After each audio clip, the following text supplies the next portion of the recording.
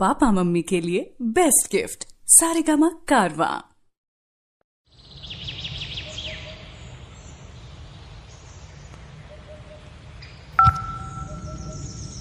Hello, कहाँ बने रहुआ? बस तोहरा दिल में। घरे आवे के बाकी ना हो? अरे आ जाई, तू कहता आसमान चीर के आ जाई का? आके दिखाई तो तनी।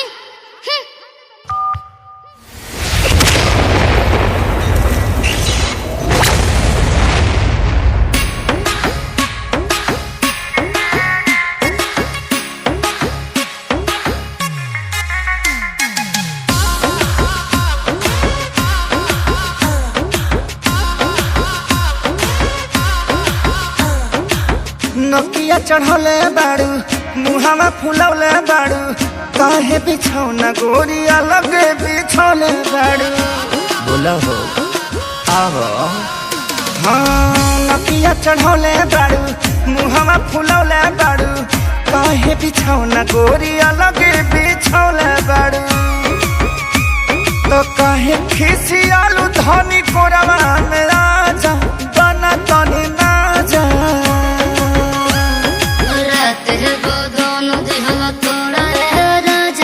झोरा रे राजा कमरिए में पीर बड़ा झोरा रे राजा कमरिए में पीर बड़ा झोरा रे राजा कमरिए में पीर।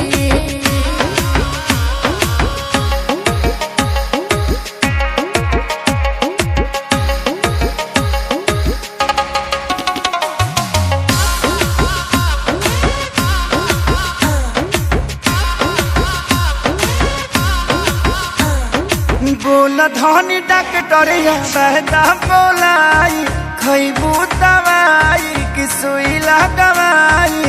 दिनवा में फल फूल विटामिन खियावेला, रात में एनर्जी तू खर्चा करावेला। हो तो मजबूरी बुझ होई तोहर राजा सहतनी साजा। बोथोटा देह पूरे पूरे राजा कमजोरा रे राजा कमरिए में पीर बड़ा जोरा रे राजा कमरिए में पीर बड़ा जोरा रे राजा कमरिए में पीर।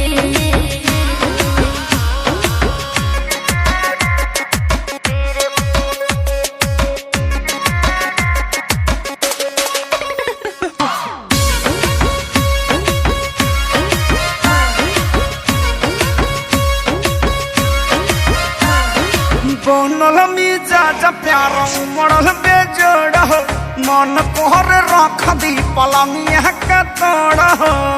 दही वकील खुद बहम तारो जहाज हो, ओहनी रे जलवा बन तारो नीरल हो।